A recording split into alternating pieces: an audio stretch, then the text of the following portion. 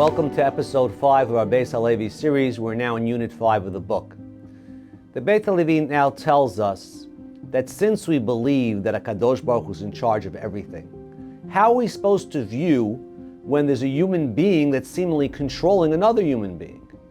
And he says we have to view that other human being as a stick, as a staff in the hand of Hashem. And he brings a pasuk where God says, Hoi Ashur Shevet Api. Woe, Ashur, Assyria, is the staff of my anger. So that means even when there are human beings that are attacking other human beings, the attacker is nothing more than a stick. That's how we have to view it. They're nothing more than a stick. And therefore he says, pleading with the attacker is like a man that's being hit by a stick and he talks to the stick. Ultimately, the stick is not in control. It's the person that's hitting. Of course, we have to do our hishtadlut. We have to understand that when we're begging and pleading with the traffic officer not to give us a ticket, or begging and pleading with the airline stewardess to let us on the plane, or all those situations where we're seemingly being controlled by somebody else and we're begging and pleading for their mercy is not going to make it happen. HaKadosh Baruch Hu is going to make it happen. I'm doing my hishtadlut, but I have to realize they're not in charge.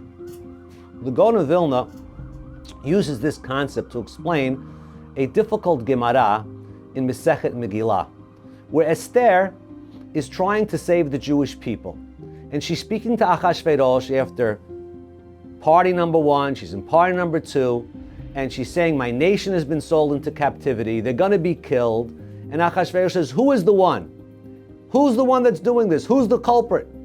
And she picks up her finger to point to Achashverosh, because our rabbis tell us Achashverosh was in this idea with Haman as well.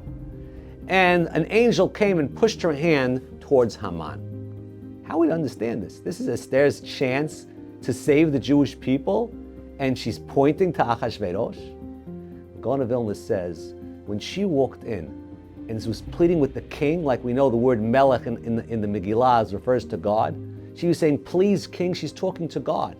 She was in a prayer service. She wasn't talking to Achashverosh. When she said, please save my people, she's talking to God. And now she hears a voice that says, who is this? And she's so entranced and so involved in her prayer, it's like she hears a heavenly voice. Who is this? And she's about to point to Achashverosh. And suddenly the angel comes and moves her hands and wakes her up that she's talking to Achashverosh, and she points to Haman. That's how focused Esther was, that she knew, I'm not talking to Achashverosh. Achashverosh is not in charge.